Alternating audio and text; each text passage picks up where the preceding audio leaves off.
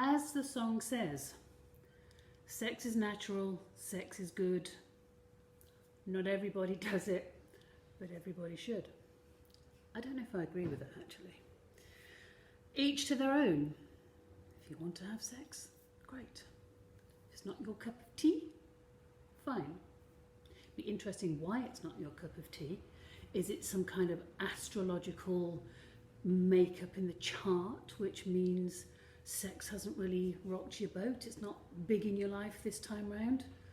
Or there could be experiences that have been had which have definitely taken you off the track of sacred sexuality and sacred divinity. But this video, I'm going to just get in a point, there we go. This video was inspired by a conversation I had today.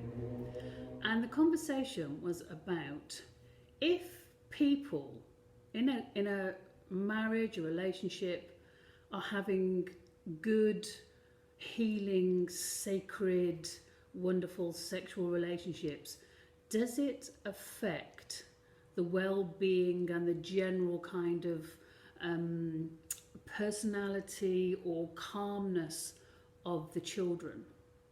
Because you know how kids pick up on everything and anything, and people kind of never really give them credit for knowing when there's something wrong or knowing when something isn't quite working.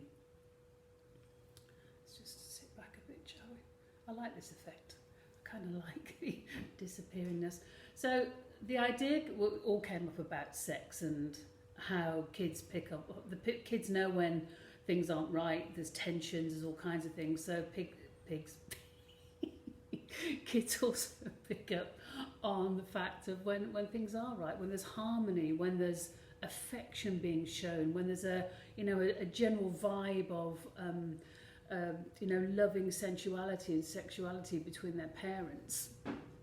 And then that led on to the fact of women's sexuality. It's Friday the 13th, and it's this lovely sacred day, Freya's day, and 13 has always been a magical number.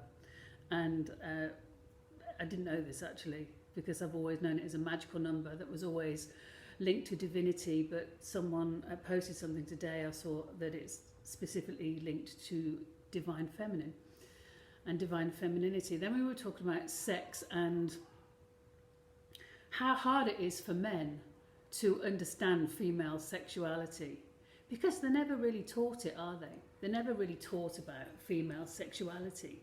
They're never taught what turns a woman on. They're kind of never taught that women are highly sensual and sexual beings. You know, a lot of men grow up thinking women put up with sex. Lie down, think of England, pull my nightie down when you're finished, all that kind of stuff. That women aren't participatory in sex. Women are receptacles of sex. And a lot of men were not taught in, obviously, the days before pornography was freely available. Another act of the deep state, I personally think, to discredit the beauty of sacred sexuality. A lot of men didn't know about sex, didn't know about a woman's body or the organs of women's pleasure and stuff.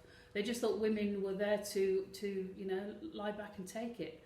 And I had a conversation with a friend a week or so ago, and she was saying about how, some of the things that she learned from friends in her own growing up was a woman's pleasure, a woman's sexual pleasure came from the fact that the man got pleasure from sex, that her pleasure was just related to his pleasure, not that she wanted some rambunctious, wild, wonderful orgasm of her own to finish panting and sweating on top of a man who doesn't even know what a clitoris is. It's just like, and you kind of feel sorry for men in a way, because it's like, wow, how did they ever find out?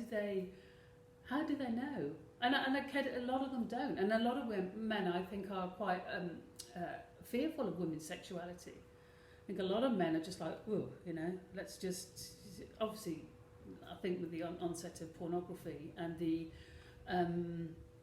kind of desecration of sacred sexuality.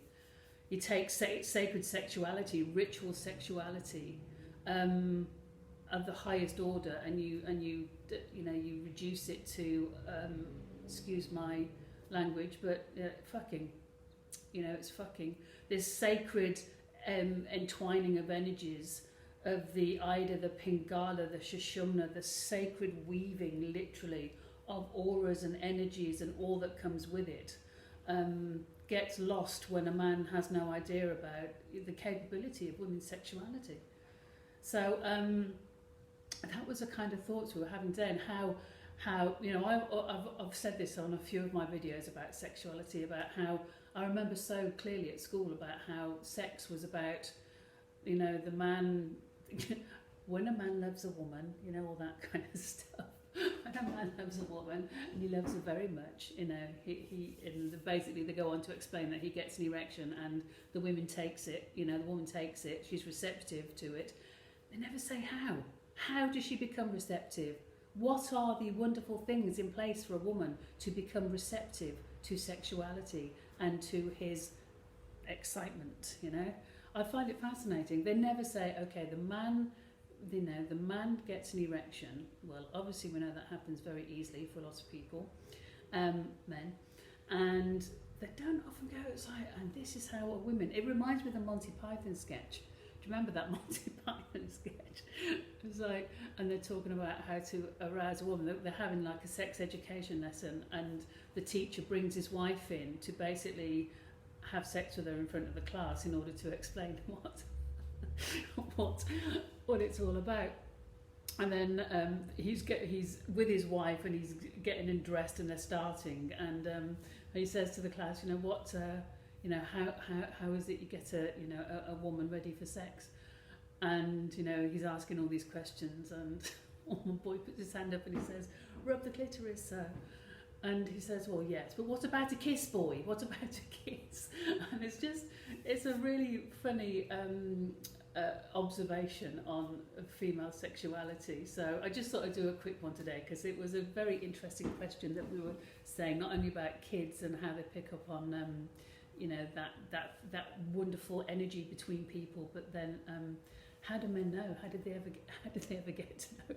It must have been quite scary for quite a few blokes, in before women's liberation, and most definitely afterwards.